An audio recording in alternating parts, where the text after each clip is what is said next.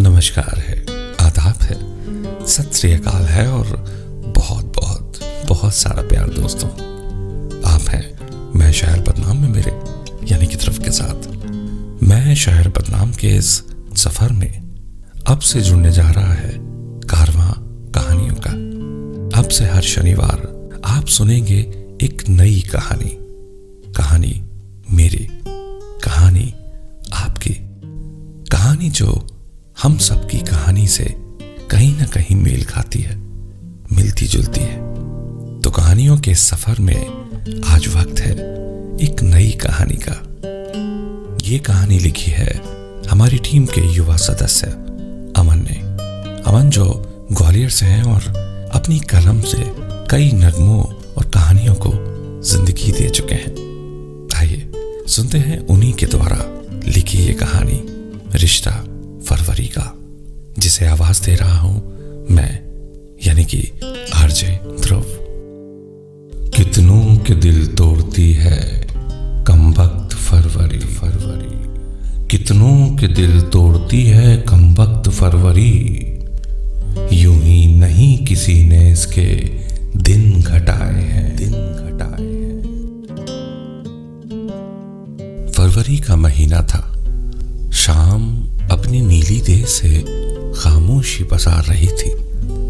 मुझे ज्यादातर वो सब चीजें भाती हैं जिन्हें खामोशी ने छुआ हो। खामोशी से किया गया इजहार, खामोश रहकर चूमा गया माथा।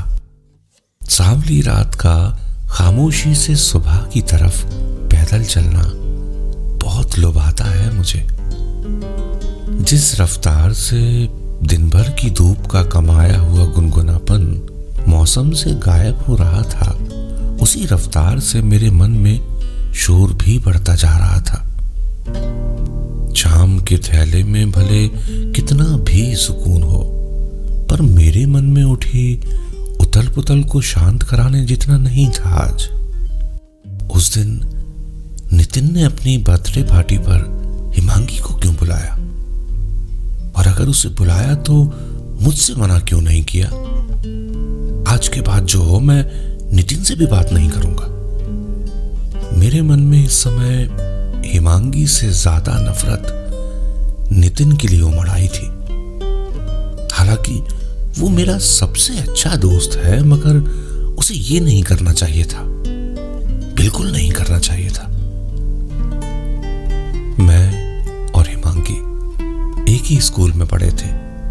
वो मुझसे एक क्लास सीनियर थी, मगर स्कूल की कल्चरल टीम में एक साथ होने के कारण हमारी फोन पर अच्छी खासी बातचीत हो जाया करती थी। अच्छा, इस बार एंकरिंग राघव और तनिष्का से कराएंगे और जज के लिए हाँ, दीप्ति मैडम को जरूर बुलाएंगे, वो कहती और मैं हाँ कर देता। मुझे उसकी बातें बड़ी अच्छी लगती थी, गोल मोल इमरती की तरह रस भरी बातें। तो क्या, मुझे तो पूरी की पूरी हिमांगी ही अच्छी लगती थी। वो गुलमोहर की पंखुड़ी पर रखी ओस की बूंद जैसी थी।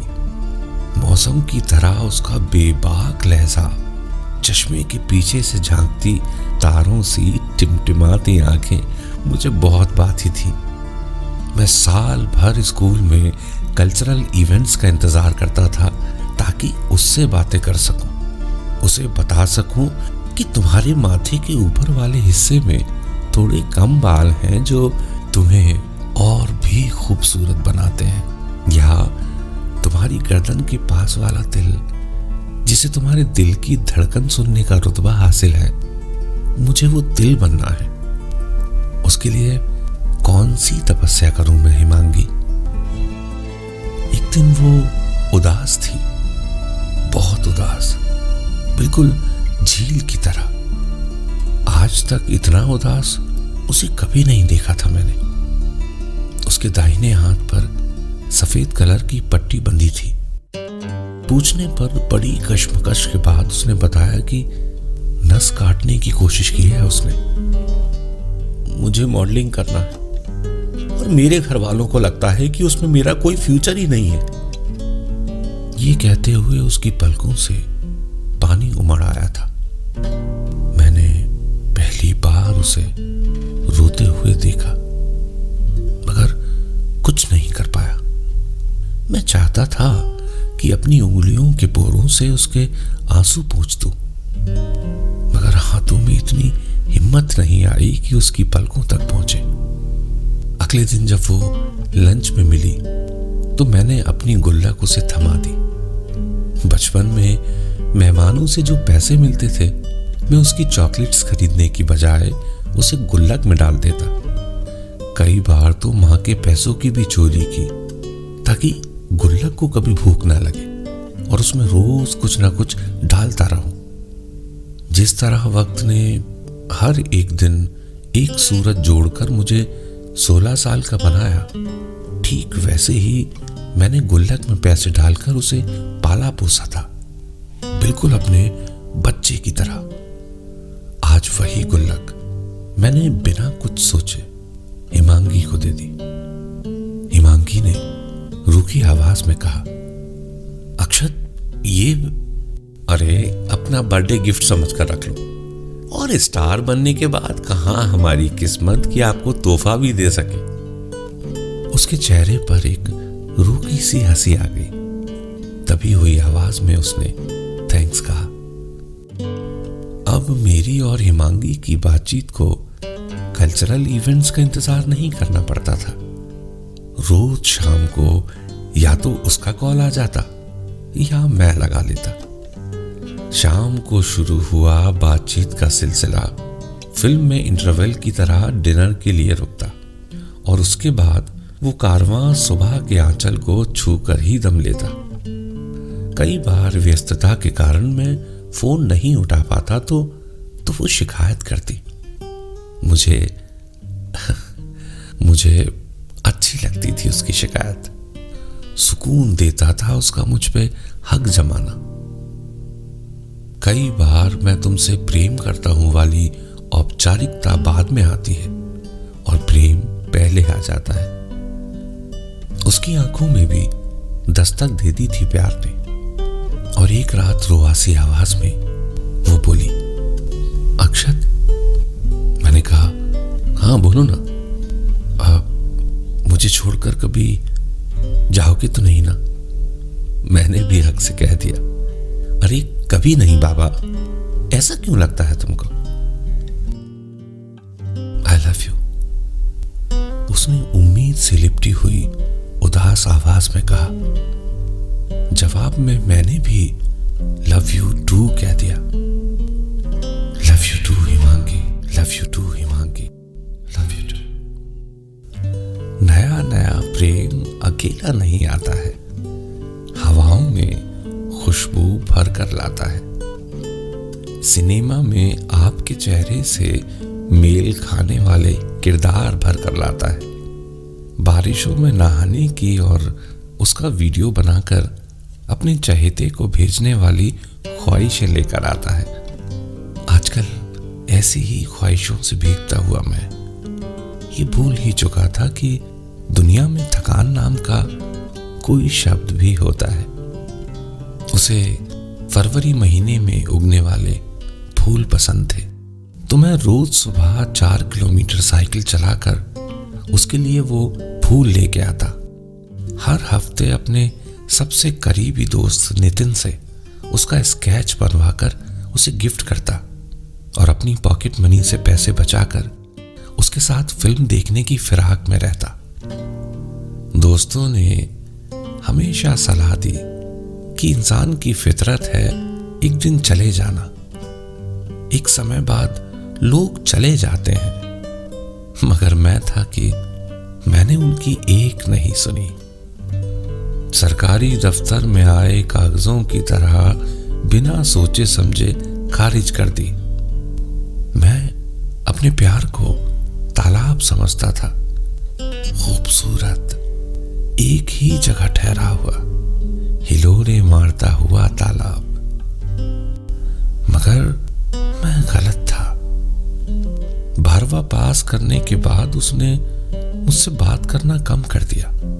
मेरी जो बातें उसे पहले भाती थी, उसी बात से वो अब चिढ़ने लगी थी।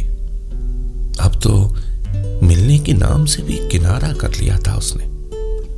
महीनों गुजर गए, मगर मैं उसकी नजरअंदाजी इस उम्मीद के साथ सहन कर रहा था कि वक्त के साथ सब वैसा ही हो जाएगा, पहले जैसा। एक दिन पूछने पर उसने बताया कि मॉडल बनने का सपना अब उसने जला दिया है। देखो अक्षत, मुझे ना अब सीए बनना है, अपने पेरेंट्स का नाम रोशन करना है, उन्हें खुश देखना है। और हमारा रिश्ता हिमांगी। मैंने कहा, अक्षत, मैंने बहुत कोशिश की तुम्हें और इस रिश्ते को टाइम देने की, मगर नहीं हो पा रहा मुझसे। फेड अप हो गई हूं मैं। देखो, मैं और नहीं झेल सकती ये सब। Bye and sorry. ये कह के उसने फोन काट दिया। मेरे बार बार फोन लगाने पर भी उसका फोन नहीं लगा। मैं टूट गया था, पतझड़ में टूटे हुए उस पत्ते की तरह जिसका सिर्फ इतना कसूर था कि वो अब पुराना हो गया है। सूखे हुए पत्तों को वैसे भी कहां रखते हैं पेड़ अपने पास। मुझे बोलने का मौका दिए बगैर उसने हमारा रिश्ता खत्म कर दिया था। वो रिश्ता जिसके धागे खरीदने के लिए मुझे मेरी गुल्लक तोड़नी पड़ी। वो गुल्लक जो औलाद से बढ़कर थी मेरे लिए, मेरे कलेजे का टुकड़ा थी। वो सीने से लगाकर सोता था मैं उसको। उस रिश्ते को बुनने के लिए मैं फरवरी के फूल ढूंढता फिरता था ताकि ताजगी बनी रहे हमारे प्यार में। ऐसा करने का हक उसे किसने दिया है? ये सवाल मेरे अंदर शोर मचा रहे थे और मैं बुद्ध की तरह कुछ ना कर पाने की मजबूरी में सोफे पर बैठा रहा। समय के पास हर चीज को बदलने का हुनर होगा, मगर इतने साल बाद भी हिमांगी के प्रति मेरी नफरत को कम करने का हुनर उसे आज भी नहीं आता था। अगर उस दिन वो मुझे बोलने का मौका देती तो मैं उसके हाथ जोड़ता, प्रार्थना करता, मगर उस रिश्ते को टूटने नहीं देता। स्कूल खत्म होने के बाद जाने मन कहने वाले दोस्त भी समय के साथ साथ भूल जाते हैं एक दूसरे को। थोड़ा बहुत हाय हेलो भी होती है तो कभी काम आ जाएगा वाले स्वार्थ को इसका श्रेय जाना चाहिए। आखिरी दिन और फेयरवेल वाले वादे मुश्किल से 4-5 महीने ही टिक पाते हैं। उसके बाद जिंदगी में आगे बढ़ने की होड़ उनकी भी हत्या कर देती है। आज 5 साल बाद जब नितिन का कॉल आया तो मैं सरप्राइज था कि इतने दिन बाद कैसे। उसने अपने बर्थडे पर मुझे इनवाइट किया था। मेरा जाने का मन बिल्कुल भी नहीं था, मगर उसके बनाए हुए स्केचों का एहसान था मुझ पे, तो बेमन से चल दिया। वहां हिमांगी थी, खुश, बहुत खुश, जिसे सवेरे की सारी रोशनी अपने चेहरे पर निचोड़ लाई हो। मानो जैसे उसकी जिंदगी में कोई लंबी रात आई ही ना हो, जिसे मैं आज तक सुबह होने के इंतजार में गुजार रहा था। उसकी याद में जागते हुए जितने गड्ढे मेरी आंखों में उभरे थे, उतनी ही खूबसूरती ने उसके चेहरे पर अधिकार कर लिया था। अतीत की दुनिया से आए हुए दृश्य मेरी आंखों के सामने ठेंगा दिखाकर बच्चों की तरह उछलने लगे। एक दृश्य जाता तो दूसरा आ जाता, मानो दृश्यों में शर्त लगी हो कि कौन ज्यादा देर तक टिक पाएगा, और उस शर्त में भाग लेने के लिए मेरे अतीत के सारे दृश्य वहां आ गए थे। के बीच से ही निकल आया, उस अधूरे धोखे को अपने साथ लिए जिसे आज के दिन पूरा होना था। मुझे नहीं भाया उसको खुश देखना, और भाएगा भी क्यों? क्या मैं खुश रहा हूं उसके बाद?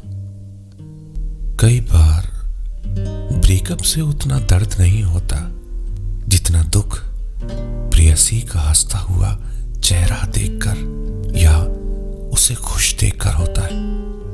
उसी दर्द को, उसी दुख को अपने अंदर समेटे मैं चुपचाप घर वापस आ गया, उसे हमेशा हमेशा के लिए भुला देने के लिए, जिसे भुलाने की नाकाम कोशिश मैं हर रोज किया करता था।